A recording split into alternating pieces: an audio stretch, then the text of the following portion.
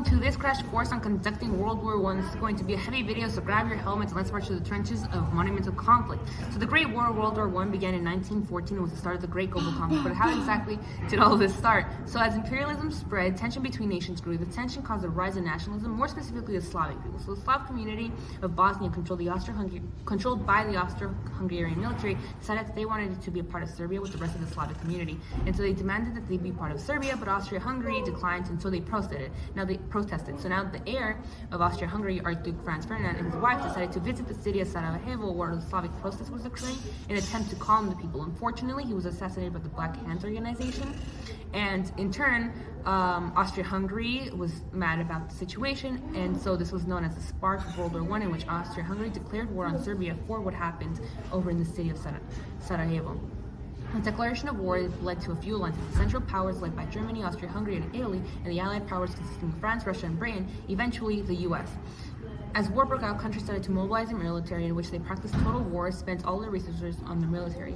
Masses of soldiers were recruited and deployed to the front lines. Soldiers would participate in trench warfare, where they would dig trenches to hide themselves, creating a stagnant and brutal environment. And these trenches would become a grueling stalemate in which both sides of the trenches would suffer unimaginable losses. And these losses could be all thanks to the Industrial Revolution, as there were a lot of technological advances during the war, in which battles were fought with new weaponry, like machine guns that led to the arrival of rapid fire and let them take down rows of enemies incredibly quickly. They also had poison gas, chemical weapons that allowed them to deploy toxic gases to drown out their enemies.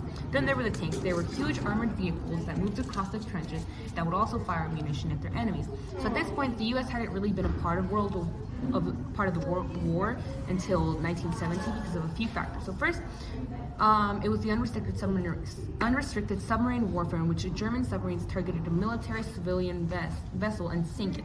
This resulted in about 128 Americans dying. But it wasn't until the Zimmerman telegram incident that the U.S. decided to join the war.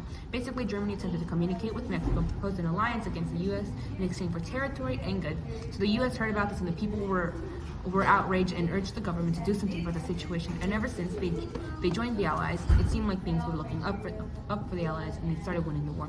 But by 1918, the nations became too exhausted to continue, so they decided to find a way to end bloodshed. So on November 11, 1918, everybody decided to sign an armistice. An armistice is just a formal signing of a peace agreement asking for countries at war to stop fighting and live in a moment of calm. But now it's up to the countries to figure out how to redraw the world map. So in 1919, we had what was called the Paris Peace Conference, in which countries focused on redrawing the world map and how to establish lasting peace. This lasting peace is known as the Treaty of Versailles, which did more harm than it did good. The Treaty of Versailles would charge Germany with all the costs of reparations and would push them to be the scapegoat of the whole war, which in return set the stage for future conflict. So there you have it, a brief overview on well-conducted World War I, and that's all for this crash course lesson. I hope you enjoyed.